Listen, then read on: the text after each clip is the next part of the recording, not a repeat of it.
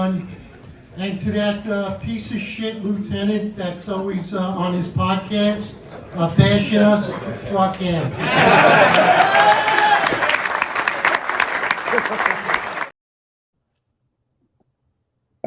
Outstanding. Everybody, how you doing? 265 Police Live, brought to you by New York's finest retired unfiltered podcast. I'm Eric Dim, most complete cop, NYPD. Along with me is the founder and the co-host of New York's finest retired unfiltered podcast, piece of shit lieutenant, unemployed, John McCarry. How you doing, brother? Very well, my friend. Very well. A lot to talk about. Yeah, listen, the NYPD has been on fire the past couple of days, even the past couple of weeks. I mean, if you just open up the paper or you look up any current news on social media, it's NYPD. It's just one topic after another.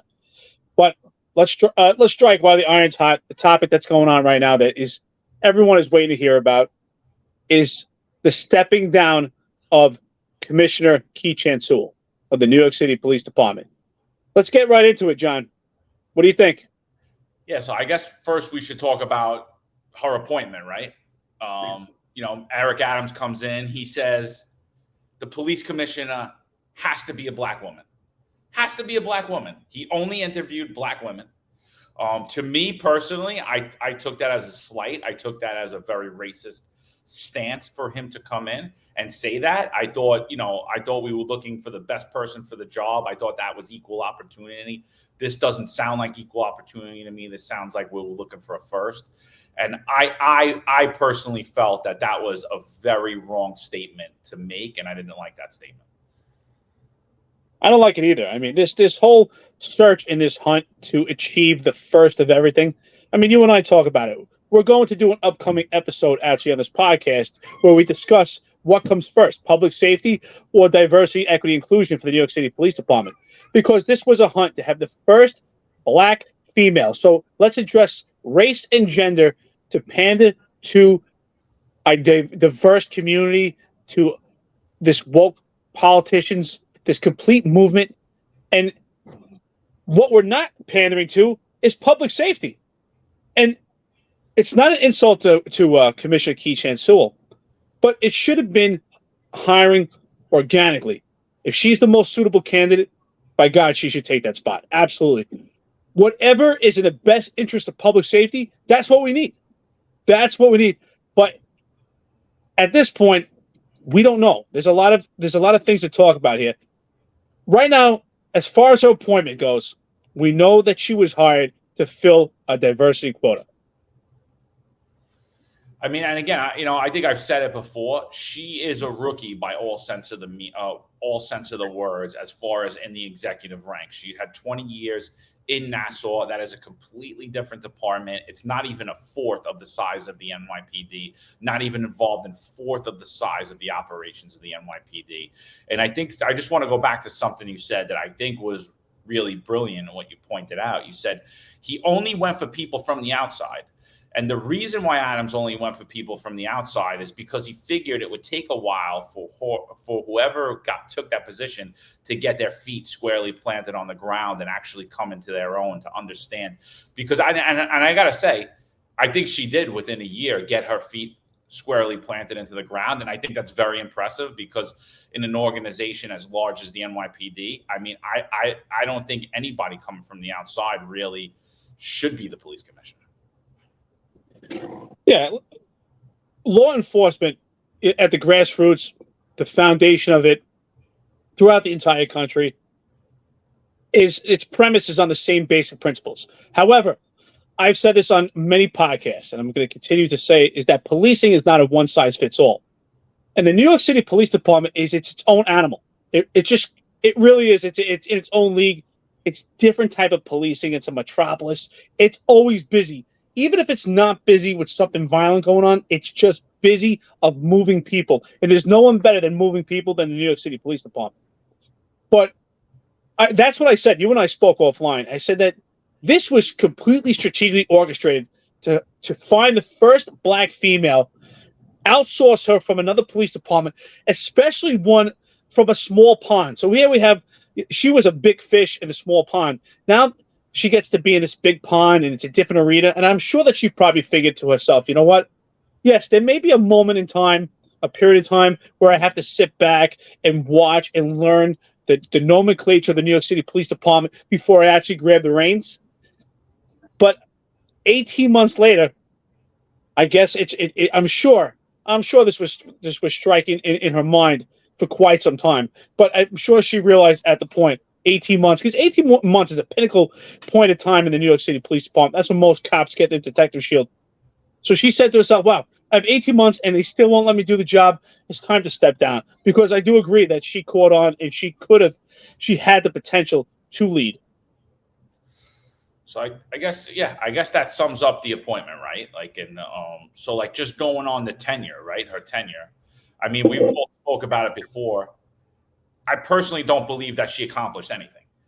I do believe that she was pivotal in creating this pilot program for the modern chart that Eric and myself both agree that we don't believe it's in the contract. We think that you were completely gaslit by it. And we do think that she was pivotal in that, coming from Nassau, because they did work in that 12-hour chart. So she did do that. She also wanted to revise the disciplinary matrix, which I credit this podcast, particularly Eric Dim and myself, for that conversation even being brought to the table. However, we debunked that anything was actually done. Now, I don't know if that had to go through layers. I don't know what that looked like. Was that her plan? How heavily was her hand in that plan? I think other than those two things, she always spoke positively of the men and women in the police department. She represented them well at funerals and at ceremonies.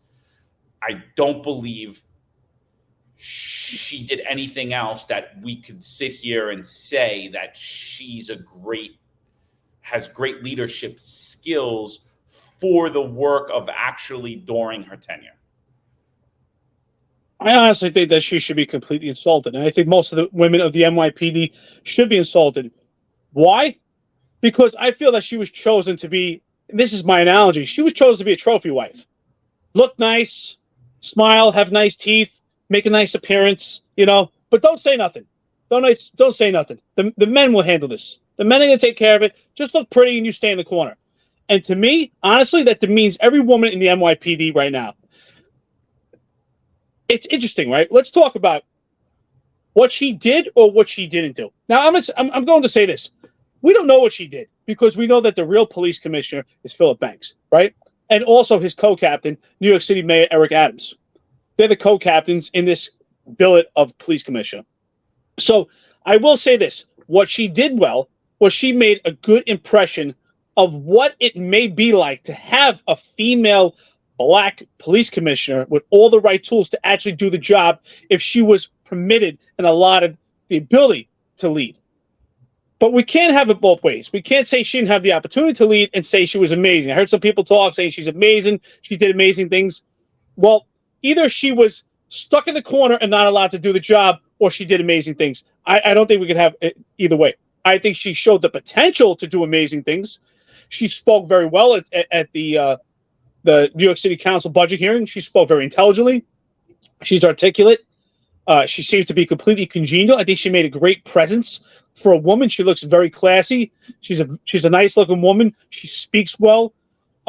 She's a great impression of what we would want from a woman in leadership.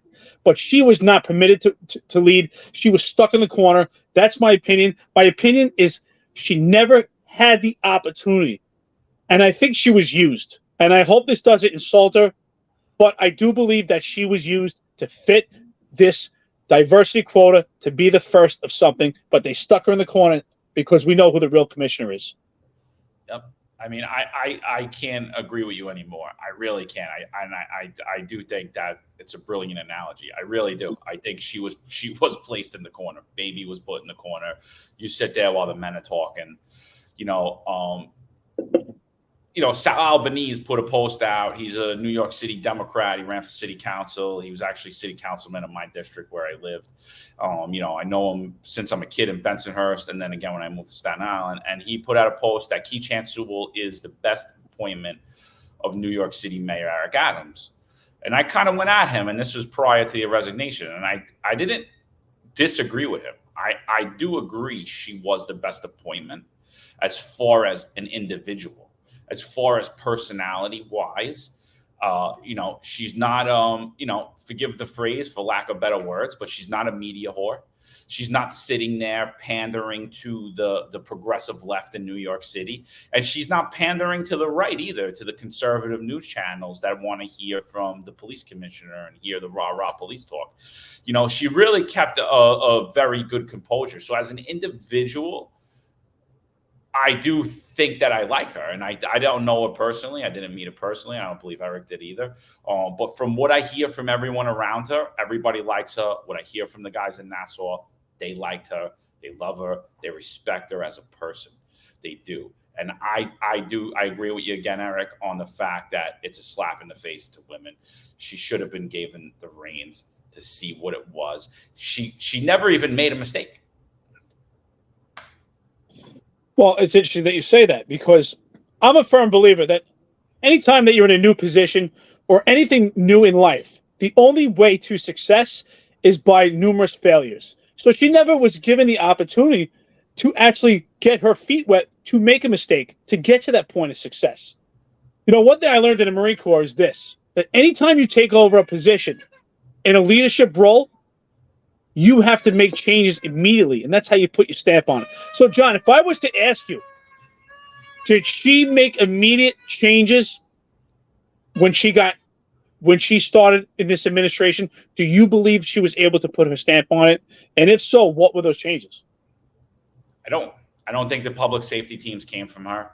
I know she's going to take credit for it, but I don't believe that was part of her. I don't believe Marjorie's guys with the khaki pants crew. I don't believe that came from her either. I really don't believe that she put her stamp on anything. I mean, like I said, I think that she was directly involved in those two areas, trying to lessen the disciplinary matrix, or at least make it fair. I don't want to say lessen, but try to make it fair, which that was a flop and that was a total gaslight. And also, again, on the modern chart, which right now is just a pilot program, and like you said before, what happens if it fails? So I really don't believe, and I agree with you. I don't understand what people are talking about. Oh, she couldn't do anything, but she was amazing. I'm like, and it's not a knock on her. I'm on the camp is that she was not given free rein. Phil Banks was running this job. And if that was the case and you believe that, how is she amazing? I will say, from what I hear she's a great person. So if we're talking personality, if we're talking as an individual, if we're talking about as a leader and as a police commissioner, there's nothing there for me to talk about, and it's not her fault. John, you and I were law enforcement for a long time, and we did anti-crime, and we were doing proactive and intrusive police work most of the latter part of our careers. And what do we learn? Observation skills. Just by looking at people and looking in their eyes and their demeanor, you'll learn a lot about a person. I never had an opportunity to speak to her, but just looking in her eyes and her demeanor, she looks extremely congenial to me. Like, she's a likable person. She seems just and that's important. When you're in a leadership position, it's important to also be likable, because that's also part of being influential. However, I really, you and I spoke about that offline. I really do believe that. Like, you can't say she's amazing, but she wasn't able to do certain things, because if she's legitimate, the police commissioner, she has to put her stamp on it and lead the department in her direction.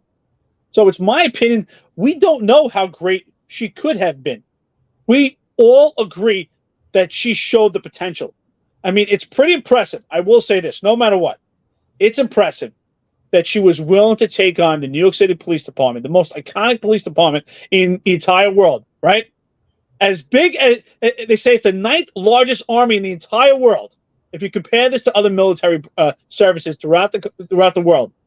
And she came from a small department, and she was willing to take on that role. So it does show her perseverance. I just don't think we ever had the opportunity to see it. That's my opinion. The other thing that I think about a lot is I don't like Eric Adams. I don't like Phil Banks. You don't say. If you can't tell, follow me on Twitter or Instagram. But like, I'm not a big fan of them. But if my phone rang today, or if my phone rang in January, hey, you know, we want you to be the police commissioner, but you're going to answer to Phil Banks, I always wonder what I would do.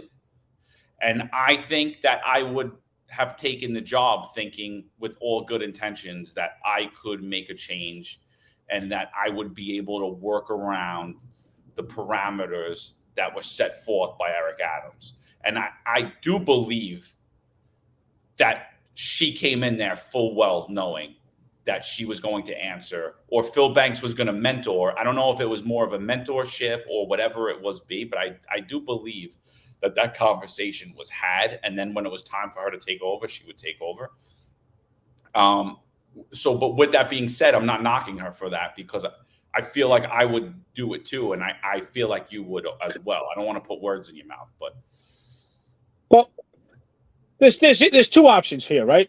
One is she either came on the police department for a complete media exposure to be what you said, a media whore, right? But one, we know absolutely that's not true, right? We could say she either came on the job for that, or with the ideology that, hey, Philip Banks is going to be a mentor because I came from a small pond. I got to get used to this big pond here and work my way up to it.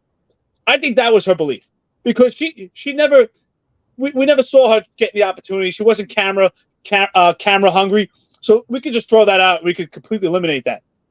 I do believe that she came on with a good heart, and her intentions were to be a police commissioner. And she probably figured, I mean, I would figure that too. That's what I would think. You know what? You want Eric to be the police commissioner? Okay, Philip Banks has more experience. He's going to mentor me and show me the ropes. And eventually, he'll pass the torch, and I'll be the police commissioner. Will be my vision, along with the tools I've learned. And then he can guide me along the way. But that's not what happened here. That's why I say that she was completely used. I think that there was a complete ruse so that they could fit this political movement, this diversity, equity, inclusion. We got the first female and the first female black to be the police commissioner. And that's all it was. And they were never going to let her be in charge. And that's why I say it's demeaning to the women. Stand in the corner, just look pretty. She was the trophy wife. That's exactly what she was. Yeah, but with all that being said, moving on to her resignation.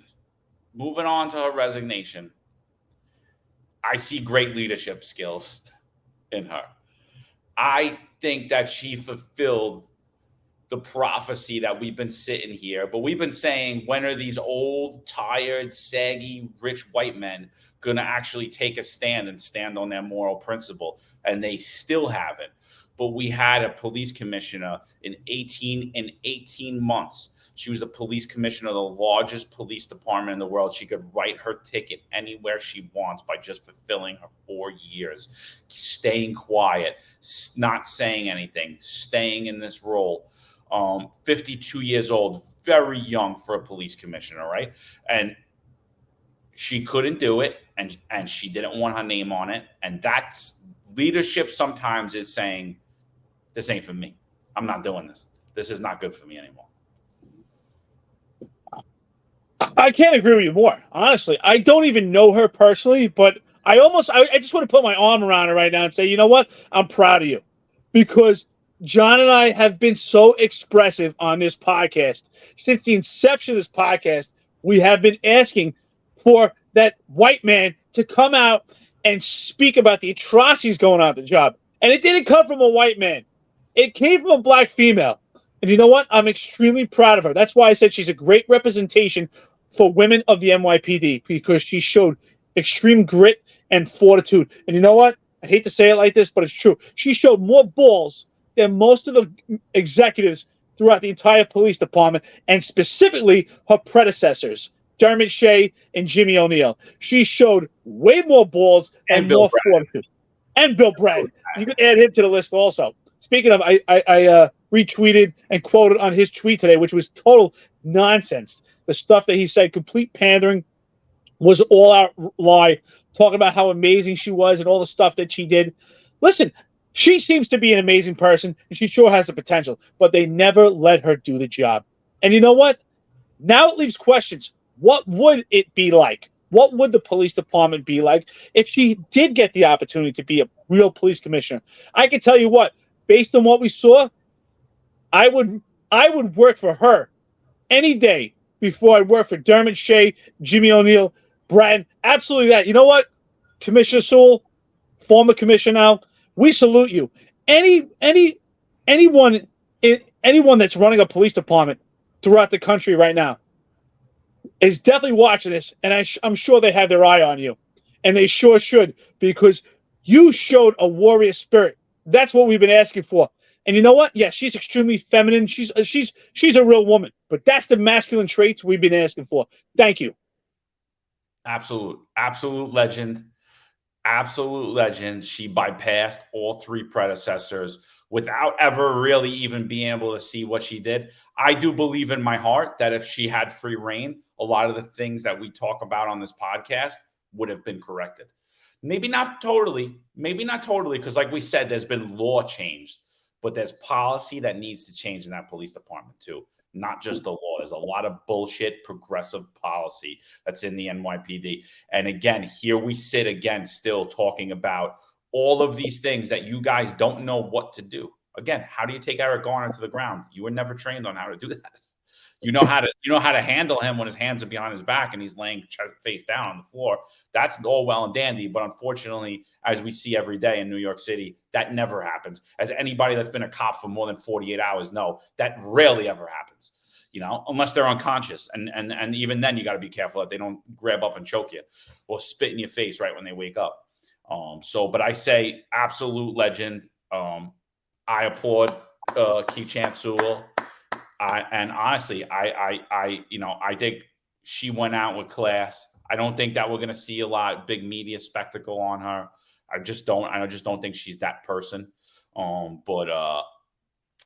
I said, I at some point though, if you were in that barrier, and I know myself too, if it got too much and I was just being bullied and I couldn't do anything and I couldn't make a move, I would leave too.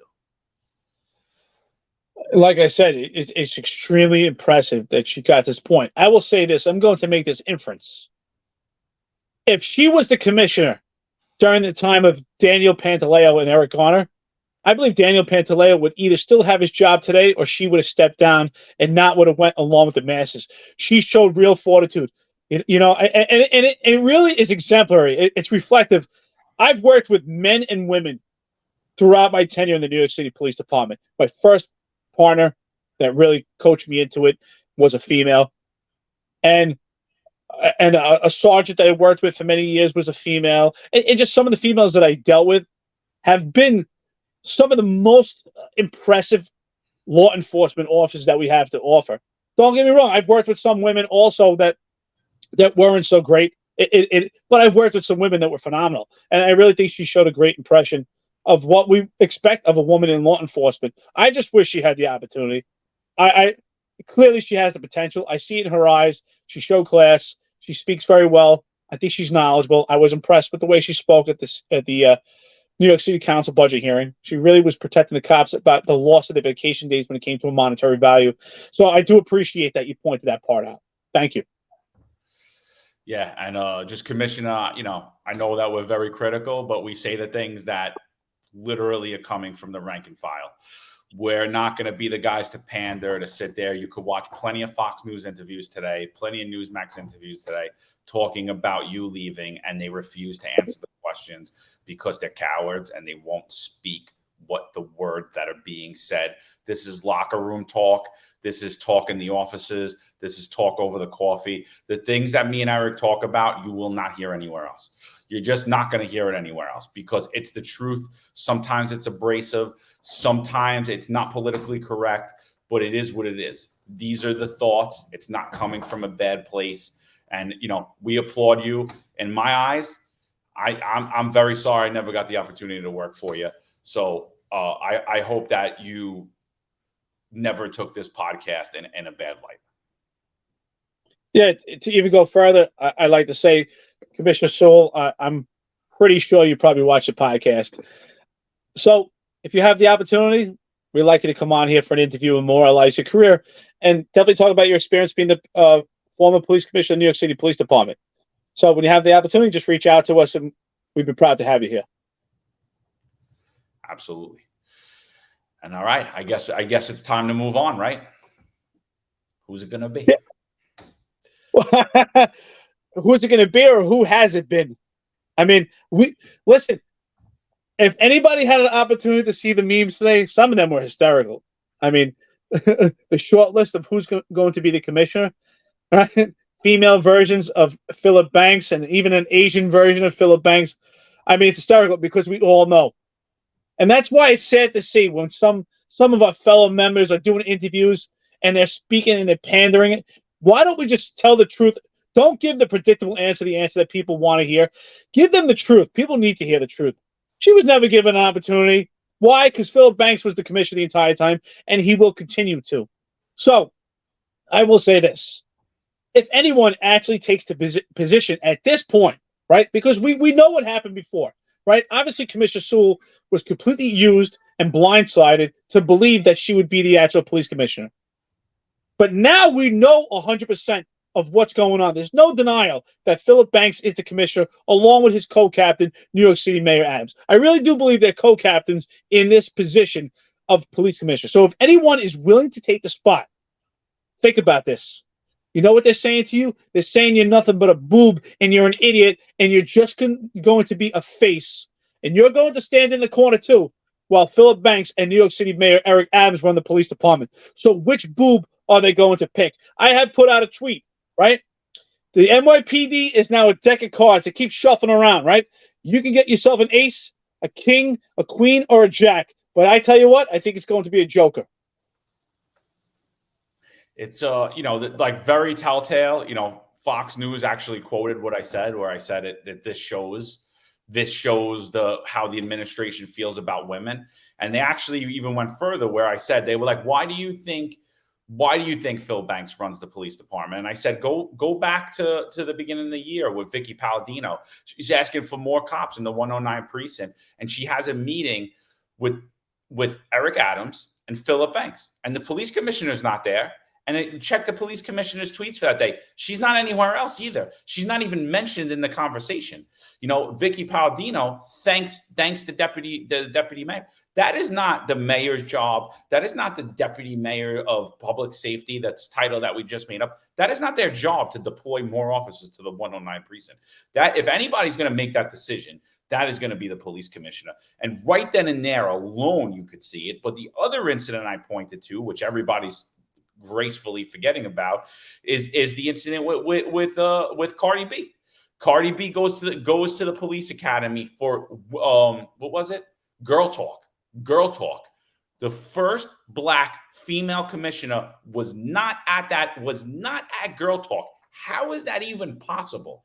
And yet we had Juanita Holmes there. We had Juanita Holmes at Girl Talk. The police commissioner is not there. When I blast out that Cardi B's there on Twitter, it goes absolutely viral, goes everywhere, or every paper writes about it. And what happens? Juanita Holmes is out the next day. She's out of the NYPD. And Eric Adams is praising her for that move, even though the police commissioner said, I was unaware of that. So meaning there's a little rift there with Juanita Holmes and the police commissioner. So Juanita Holmes gets moved out of the police department and given more money and a higher rank. If that doesn't tell you that the power of her seat was toothless, that I think that's all we need to know. Oh, first of all, there's also another component to this that I really believe, and this is not pandering to anybody. This is the reality. This fake vision of who's actually the commissioner and this tug of war of who's actually in charge hurts public safety. We need to have a clear mission and a clear vision of who's in charge, and we need to follow that person's lead. But this back and forth of who's in charge, and the commissioner may think that she's in charge for the day, and she puts out a message, and now the rank and file have one vision, but then it's actually, then they get another sense of direction from Philip Banks that comes through the pipe somewhere else, and now the men and women don't know which way to turn. They don't know what the clear direction is. This hurts the men and women, which ultimately hurts public safety. This is not beneficial for public safety. What they're doing here is a big joke. I mean, some people, they were asking me today, He wants to be commissioner so bad. Why don't he just be the commissioner? Well, John, you and I talked about it. You said it best offline. I would love you to say it. Why not just crown him as police commissioner? I mean, don't get me wrong. I'm hearing rumors that he might actually give it to him, saying, "Well, if everyone thinks he's the police commissioner anyway, I might as well just make him be the police commissioner." But my thing is, he's over the police commissioner, and he doesn't have to do any of the work as the police commissioner. That's a 24-hour, 7-day-a-week job. If I could just be in control of the police department without actually having to be the face and the name behind being in control of the police department, why would I not do that? And he might make more money than the police commissioner now. So I'm like, I don't see what the benefit is, unless you're a media whore and you want to be the face of the police department. I mean, he probably doesn't want to be it when the next federal indictment comes down, but and a lot of chiefs and a lot of inspectors are going to hang again when he turns Fed informant again. But I don't see what the benefit would be for him personally. Well, right now I think the position that he's in, it's a win-win. I'm sure it's a very hefty salary. He gets to be the puppet master, right? He likes to be in charge. I don't know how true it is, but I heard a rumor that when he was chief of department that he felt slighted, that he wanted to be in charge even more than he was. So obviously power hungry. So he gets to be in charge. But what he doesn't have that Keechant Sewell had is the liability. So he gets to pull all the strings, but he doesn't have to be accountable for it. Because if something goes wrong, just blame it on Keechant Sewell. That's why I say they completely used her. She was the fall guy or fall girl, whatever you want to say. That's all. Put the trophy wife in the corner, nice pretty face, don't worry about it, you look good. But if stuff goes wrong, we'll just blame it on you. Yeah, another drinking summons, another broken windows, right? We're pushing broken windows again under this progressive ideology. And another guy has a heart attack while we're trying to arrest him because he resists arrest, causing himself to have a heart attack. Officers happen to be white, perpetrator happens to be black. Another Eric Garner incident. He's free and clear, doesn't have to worry about it. Doesn't have to be number 2 for him. First of all, this is out of control right now. Let's talk about the vision for the police department and public safety, because I hear that things are trending, they're getting better, but I don't see it. I mean, I hear let's talk about getting the illegal firearms, but we have another problem here. Every time I check my phone or I look at social media, there's another stabbing on a New York City subway car. There's another stabbing in the middle of the street. The stabbings are out of control. I think it's extremely violent. It's even more violent than the firearms because these are close and intimate. People are right in each other's faces, and we're getting so many stabbings. This is a major problem. We have to start really taking care of these problems. Stop worrying about who's in charge and shuffling the deck, and let's worry about the people. I mean, but it's all lost because, every agency you look at, the core mission of that agency is the last thing that agency is involved in, right? Like, what's the core mission of the NYPD is supposedly to protect and serve. But I don't believe that that's the core mission of what we see. I believe the core mission is pandering to the community, pandering to the progressive left, and pandering to this diversity, equity, inclusion agenda. And we could do that with every agency, New York City schools, sanitation, all of them. They're all shells of what they used to be. The core mission of every agency and the people that do the work to do that, to make sure that core mission happens, are left out in the cold. And everybody else is getting money. Everybody else is getting heavily rewarded. And it's a joke. I don't see things getting better. I think we will see things get significantly worse. And, you're going out there, you're writing a ton of drinking summonses, these oath summonses that these people are completely unaccountable for, all this other bullshit. Honestly, the only person that has anything to lose is the guy with the badge. That's it. The guy and the girl with the badge, the person that writes that summons, the person that turns the body camera on or doesn't, or gives a business card or doesn't, or whatever. You're the only person liable for the action you take, not the person that committed the crime. Absolutely. First of all, what's going on right now is insane. You and I are the biggest advocates for intrusive, proactive policing. We are the biggest advocates, but in order to do intrusive, proactive policing, you have to have a well-run, well-oiled machine, a good system. And right now, the system is completely broken. It starts with Mayor de Blasio. The inception of de Blasio into Mayor Adams, as we speak, is a broken system. So my analogy is this: it's that, it works doing broken windows, but the system has to be correct. It's almost as if we had a cop with a broken leg and we said, go out and do the job just as someone that has two legs working right now. It's impossible. We can't have these guys go out, these guys and girls go out and do intrusive and proactive policing under broken windows with the system that they have right now. Because, again, I say it all the time, and I really mean it. They are sending cops to their own slaughter, especially with this barbecue initiative.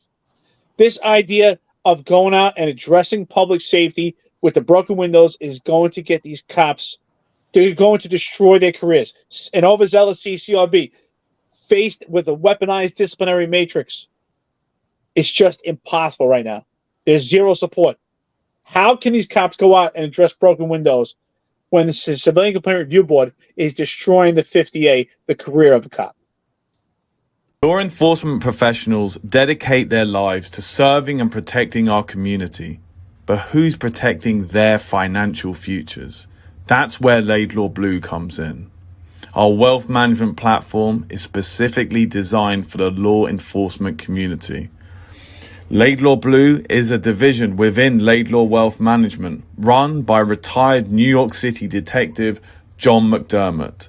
His status as a retired detective uniquely positions him to establish a deep connection between Laidlaw Blue and the law enforcement community. Our platform is easy to use and provides a range of financial services, including investment management, retirement planning, and insurance solutions. With Laidlaw Blue, you can secure your financial future and provide for your loved ones. Our team of experienced financial advisors understands the unique challenges and opportunities that law enforcement professionals face. We're here to help you navigate the complexities of financial planning and achieve your goals. Laidlaw Blue.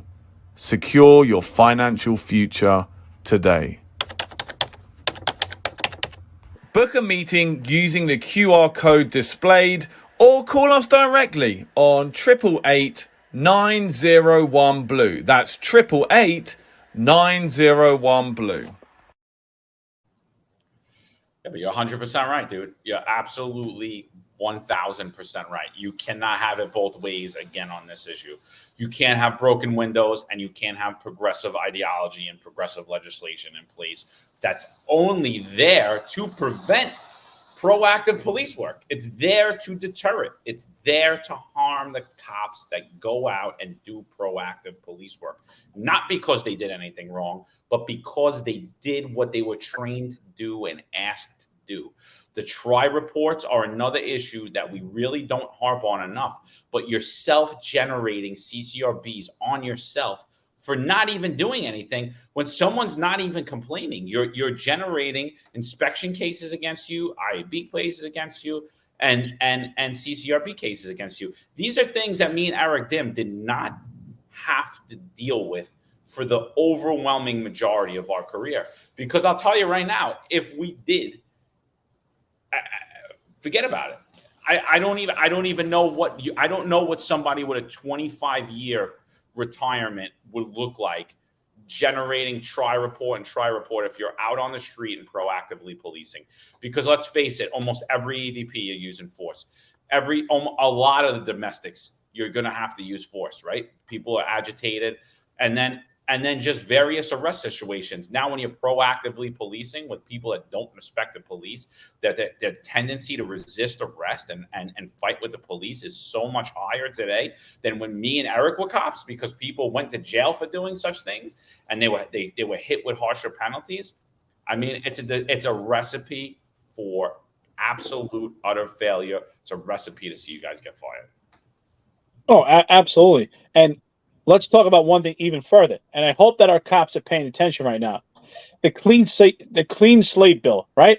The clean slate bill will say that someone who committed an aggravated murder can have a clean slate, but yet a police officer. I'll use myself as an example. Eric Dim.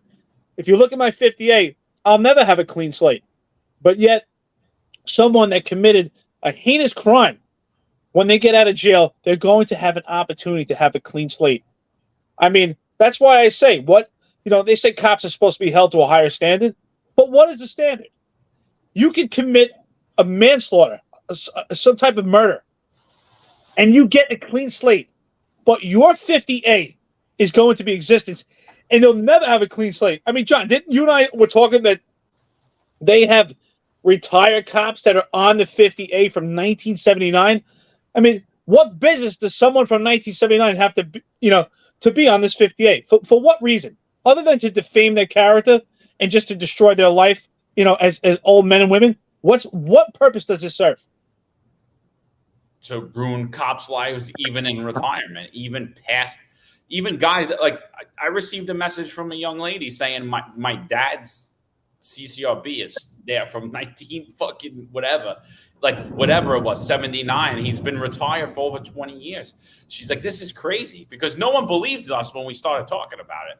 I put a post out, Eric put a post out, and people are like, you're full of shit. I'm like, no, it's on there. It doesn't make sense. And they're continuously updating it, and more people's 50A is now populating.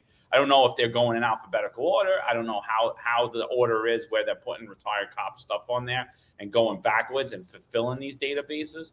But it's a joke. It's an absolute joke. It will be used against you going forward. Now, clean slate, you committed a manslaughter, which is a Class B felony, any Class B felony, gang assault, sexual assault, anything down, you're going to have a clean slate. You could go get a job. Nobody could discriminate against you. But you have a bullshit CCRB allegation that you touched somebody's crotch because you were searching them because you suspected they had a firearm on them.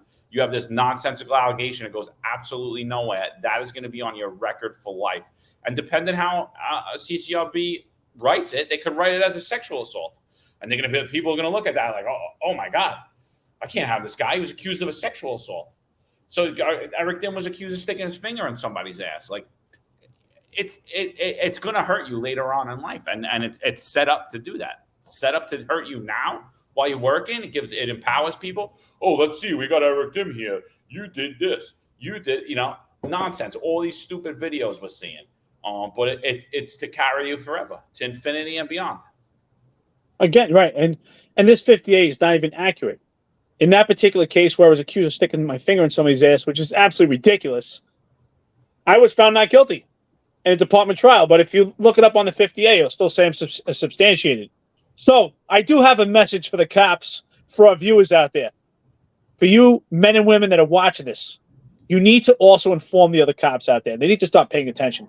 If you get a civilian complaint and that civilian complaint is substantiated, I don't care if it's training in ACD or BCD, if the discipline matrix has not been weaponized against you for aggravating factors because you don't have much of a civilian complaint career. If you get a command discipline, right, for our viewers out there that are not cops, that's in-house punitive measures on the precinct level, right? It's not formal discipline. Technically, that's not considered formal discipline, which would be charges. However, if your commanding officer just says, hey, kid, let's just sign this, don't worry about it. Do not sign it. I am telling you right now, take everything to department trial. That's what I did. You tell the Civilian Complaint Review Board you want to take every case to trial. One, they do not have the manpower to handle all these cases. They want you just to sign it off. They want to build their own disciplinary history against you to weaponize that discipline matrix to give you aggravating factors. Two, there's only 3 attorneys assigned to the Civilian Complaint Review Board. They cannot handle these cases. I wanted to take all my cases to trial, and I was told that I would have to wait 3 years. Do not sign off these cases. Do not let them bully you because you want to get promoted. Right now, the department is so diminished, we don't know how many promotions there are going to be anyway. But I'm telling you right now, do not sign it, because if you do, you just made yourself liable. When the lawsuit comes down the pipe, the New York City Police Department will not indemnify you. It's a hard thing. It really is. It's a hard thing. You're up for promotion. You want to sign off on that. I mean, again, I think all of this stuff was done very, very intentionally. It's done very deviously. to lead people into making those decisions. Oh, I'm next up. I'm going to be in this class. I just want to go. This could be another 6 months, 12 months, 16 months. It's really just a tough job, man. It's at the point that I see why people are leaving.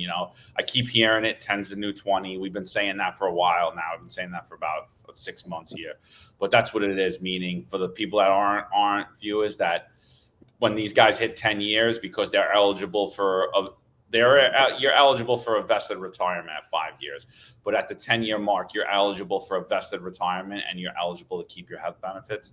And for a lot of the reasons that we cited here, plus more, that's why people are leaving. It's something needs to be done drastically.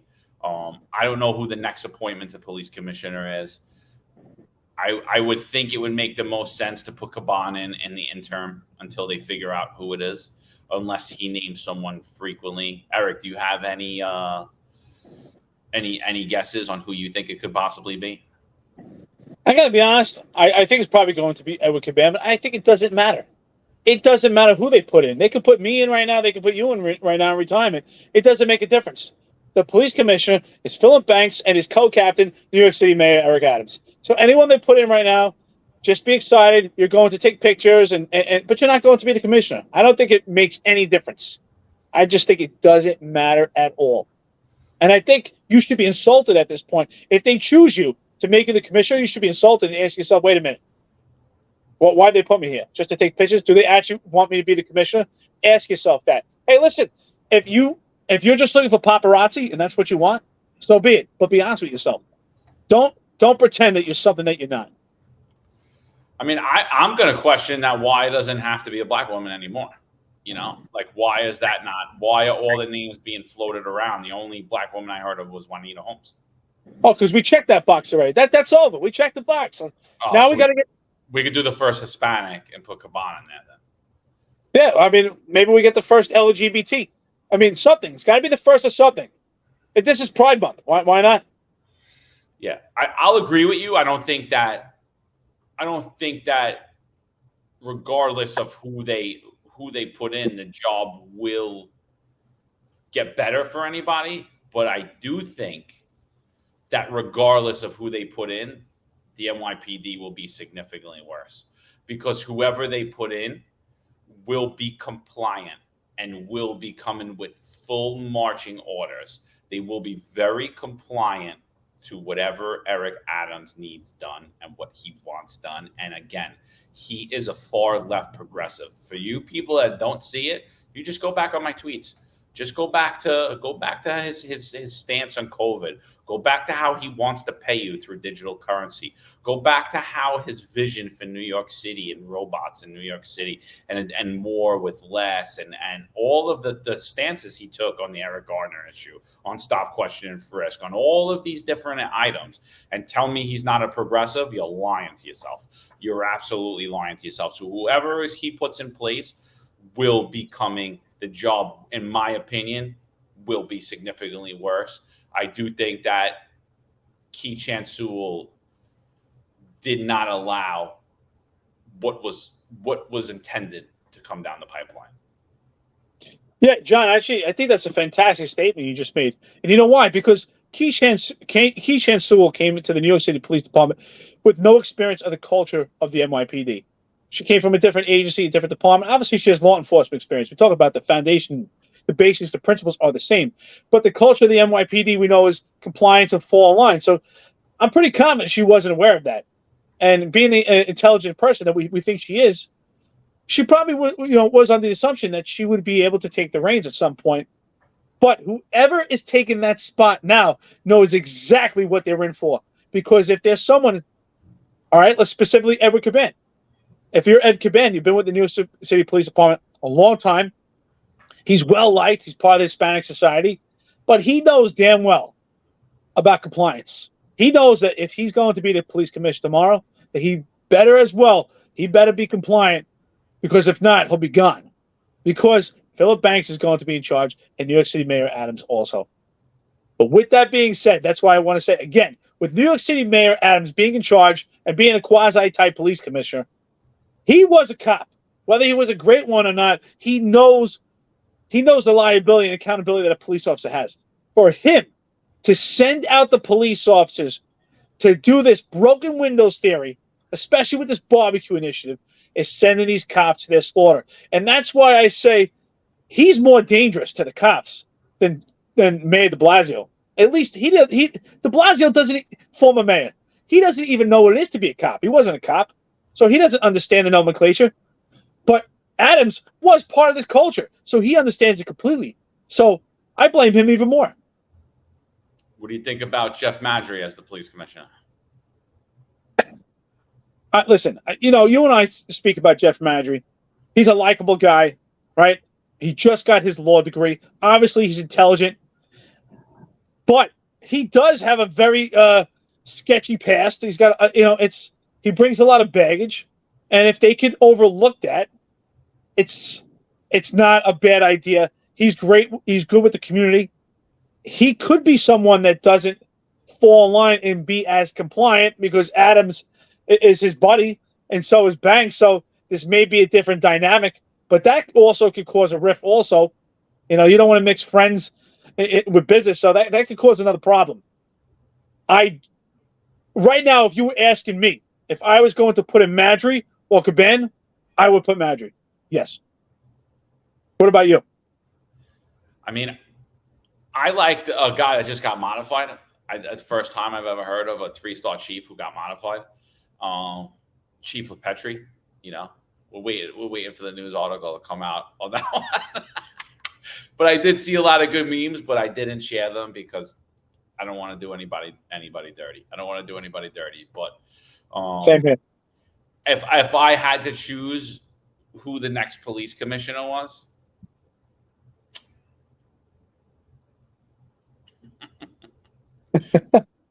I don't know. I mean, honestly, I wouldn't put either of them. They both got sketchy pasts. I wouldn't put Juanita Holmes.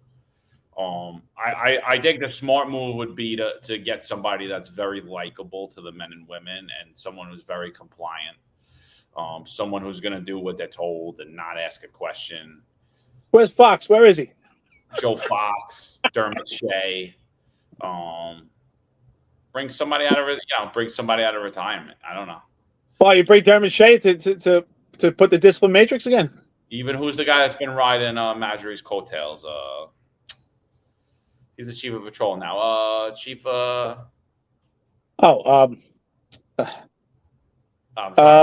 Gurley? Is that Gurley? No. The chief of patrol. I don't even know who's the chief of patrol right now. You know who the chief of patrol is. Who is the chief of patrol right now? It's on the tip of my tongue. Well, it sure as hell should be Chief Kemper. I mean, he's got a problem right now. We have an index crimes are on the rise in transit, but it's cops getting assaulted, on duty cops and off duty cops. We got an off duty cop that just got pummeled in the subway. So we have another problem. And he said he had spoken in the past how the assaults are on the rise because of the incidents with cops. And we don't have to argue that. There's zero respect for the police officers out there right now. So, and also we have a timid police department, meek, timid, and docile. The combination of meek, timid, and docile, neutered police officers with this political movement and the influence that we have right now and the laws that change, it's impossible to be a cop. Of course. And they're not getting any respect. Of course, we're going to have more assaults. When we got on the job, there was more of a presence. You couldn't be meek, timid, and docile. If you were meek, timid, and docile, you would get eaten up by the other cops. This is absolutely ridiculous. Yeah, Chief Shell was the name I was thinking. Chief Shell. Oh, there you go. I'm sorry. If you would have told me the chief of the khakis, it would have hit, but I forgot. But honestly, they're all messes. I would go back. I don't know. Maybe ask Bratton too. I don't know. Compliant, somebody that they like. I would do something like that because he's got a big problem politically. He's got a huge problem politically, Eric Adams, and he's got to win back this police department, which is, I think, near impossible at this point. And he kind of had them with the contract, with the schedule. The gas lit them up, even though these guys haven't seen a dollar. We'll get into that contract when we see it, and they find out that they really did take 3 months of zeros, but whatever, when that time comes. But like, I feel like, people were a little happy, summer's coming, you're going to get paid. Police commission is not so bad. It's not so many changes happening. The manpower is a huge issue, huge issue. That's one thing that's really still has not been addressed. They have not been able to recruit the patrol precincts, transit districts. They're very understaffed. The police service areas, very, very, very understaffed. I'm hearing that, lieutenants are sergeants are cops. There's not the rank structures falling. There's never more than 2 bosses working. There's never more than 3 or 4 sectors working, regardless what precinct you're in. It's coming to a head, man. It's coming to a head. I like to see someone completely different, someone that understands, especially in this political woke movement, that understands about clean slate and second chances, and actually has been wronged by the criminal court system, but knows the police department. Bernie Kerik. I wouldn't mind seeing someone like that for those reasons. He can say to the community, listen, I understand what it is to go to serve some prison time for something that was absolutely ridiculous, that wouldn't, complete witch hunt that we wouldn't have seen on most people. And he also knows the police department. And he was tough when it came to violence. He understands about violence beating violence. I mean, he was able to bring Rikers back to a better place than it was at the time. Now it's just a complete mess. So he's someone that could help with Rikers, and he's someone that can help with the New York City Police Department. I mean, you had asked me if my choice was Madria or Caban. I wouldn't pick either one either. But if those were my choices out of the two, I would pick Madria. But I think ultimately Commissioner Banks, he is the commissioner, the deputy mayor, but he is the police commissioner. So you have to ask yourselves, do you think that it's going well? If it's going well, then you should be saying, you know what, then Commissioner Banks is great for the job. Keep him where he's at. But if you think things are not going well, then you have to say to yourself, we got to get Banks out of there. Yeah, I don't know. I agree with you. It doesn't matter. But I do think whoever it is, it will be worse. I do. So. Listen, we don't even know what is a diverse police department anymore. We don't know. I mean, listen, we have a black mayor. We have a black chief of department. We had a black police commissioner. I mean, what is diverse anymore? The deputy mayor is black. I mean, this goes, I like to talk about and just touch on this briefly. I think ultimately we'll probably do a complete podcast about this once we get the data. But I like the public to understand, right? We talk about intrusive, proactive police work. The big argument that we've heard from BLM is that blacks are stopped at a disproportionate rate. So here we have, I mean, everything's changed. We have an anti-crime team that's out there in a quasi-type uniform. The police department is now a minority majority. 54% of the police department is now the minority majority. And yet, with that, and a black mayor, and with that, we have more blacks getting stopped by our anti-crime teams, which are now neighborhood safety teams in that quasi-type uniform. We have more blacks getting summonses for drinking in public.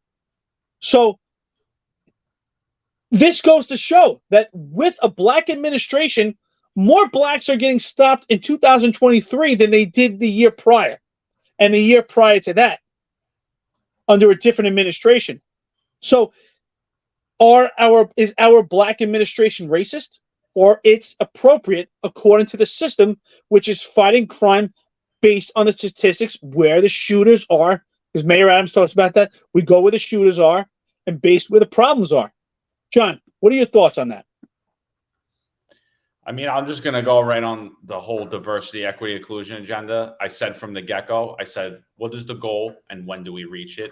And we had no answer. So right on its face right there, it was bullshit. It's still bullshit. Whole thing's racist. It's not about equal opportunity. It's about equity, which is forced opportunity, which is something that should not be happening in America and is actually illegal by, Office of Equal Opportunity Law. If you look at it, I don't care what color you are. I don't care which way you want to spin it. It's racist ideology. It's meant to divide. It's meant to sect us out into groups, to create tribalism amongst groups. And it's working very well. It's working very well across New York City and across the United States of America, where race again is an issue, right? But now when we want to talk about race in policing and race disparities in arrests. The first area that was attacked when they went away from it was Black and brown kids are arrested at a disproportionate rate to white kids for marijuana on the street. Very true. At the same time that they were being arrested at a disproportionate rate for marijuana on the street as opposed to white kids, they were being arrested at an overwhelming majority for rape, for sexual assault, for robbery, for burglary, for gun possession, for shootings, for murder. It was all built on a lie. It was always a lie. It was always bullshit. It was always full of shit. And here we see it firsthand, right? We're going to continue to say that, oh, we're policing communities differently. We're policing crime, and we always were. But this moron that's sitting in the mayor's office right now, and I want to know how much money he's spending on clothes. I need to know how much money you're spending to see his stupid mayor shirts every day. And he needs to have it painted everywhere, and he has to walk around at night with his stupid jackets like he thinks he's Frank Sinatra. I need to know all that. He was all for it, and he was the one telling you that Black and brown were being stopped at disproportionate rates and arrested at disproportionate rates because of racism, not because of crime. And here you go. He gets into office, and what does he do? He targets what? Is he targeting crime, or is he targeting Black and brown? Because according to his ideology, he's targeting Black and brown. And anyone that says he's doing a good job or he's a good guy and he means well for the police department, you're a moron. Debunk what I just said. That was beautiful. Beautiful. I couldn't have said it better because I was thinking all those things. Dude, that was beautiful. It's absolutely true. That's exactly what's going on. People need to open their eyes. It doesn't matter who you put in that position right now, who's in charge. If you're going to follow the crime, right? When we talk about other things, we say follow the money. But when it comes to policing, you have to follow the crime trends, the crime stats, the clusters, the problematic issues. And where do they lead you to? It's unfortunate. It's not racist, but it's true. The areas that have a high propensity of violence and the areas that have a high propensity of violence in New York City are Black and brown areas. Are there areas that have a high propensity for violence of whites throughout the country? Yes. But in New York City, the demographics that are in relation to crime is based on Black and brown. It's just the nature of New York City. It's the metropolis that we live in. The crime is happening in Black and brown areas, and that's where it's being addressed. And now we're opening this Pandora's box of the ideology of going back to broken windows theory. So yes, you're going to have more Black and brown people stopped. But the mayor, when he was campaigning, was telling you that we have to find other avenues and other ways to do it. But he's right back to where anyone would be. John and I, if we were in a position, if the system was correct and we had to address broken windows, more Black and brown people would be stopped, not because of racism, because of where the crimes are being committed. And just a point of note about the marijuana too, it's a minor crime, but if you look at the areas specifically where the marijuana arrests were higher, they were in the high violent crime precincts because there was more enforcement in those precincts to try to deter the violence and to try to get the guns off the street and to try to deter people from even bringing them out. And the other thing is, again, it's a socioeconomic thing. When you're in those neighborhoods, people can't just sit in their backyard or in their house. They're out on the street smoking marijuana. That's why they're out on the street getting arrested for smoking marijuana. So the whole thing was a lie. It's all bullshit. I mean, we could do hours on all of that stuff. What do you think? You want to wrap it up? We're going on an hour. You got anything else? Absolutely. I just want to reflect back. If anyone that has watched and viewed our episode about the barbecue initiative, take a look at it again. It's I think it's some great stuff. I really do believe that they're sending cops as slaughter, initiating this broken windows theory at barbecues. It's going to erupt into riots, and we've seen it already. Some videos have surfaced. I mean, they're just completely appalling. And for those, if you haven't seen it, please go back to it. It's a great episode that really reflects on the mayor's initiative to address the barbecues, which they do have a propensity for violence, but unfortunately, in most cases, the violence is also directed to the police officers as well. And it really destroys the community relations that we see. So with that being said, thank you for viewing us. Thank you for watching us. John, you want to close it out, brother? I appreciate it. Yeah, sure. And I'd like to give you a pat on the back, Eric, and I'm going to pat myself on the back because I think that barbecue episode, we really, again, I don't think we predicted the future, but we just said what would happen because the policies and the stuff that are coming out are just so dumb. And we're seeing it every night with all these videos. Bronx, Brooklyn, you're seeing all these barbecues get completely out of control. Definitely watch that episode. You know, we did that like a week before the enforcement even started. You know, I dropped it like days after. And that's it. You know, Police Commissioner Sewell, you know, thank you for your service. We look forward to seeing you in the future. I hope you take Eric up on the offer and you come on this podcast. You know, we can keep it light. We can keep it light or we can make it heavy. Whatever you want to do. Guys, thanks for tuning in. 265 Police Live. We are the experts.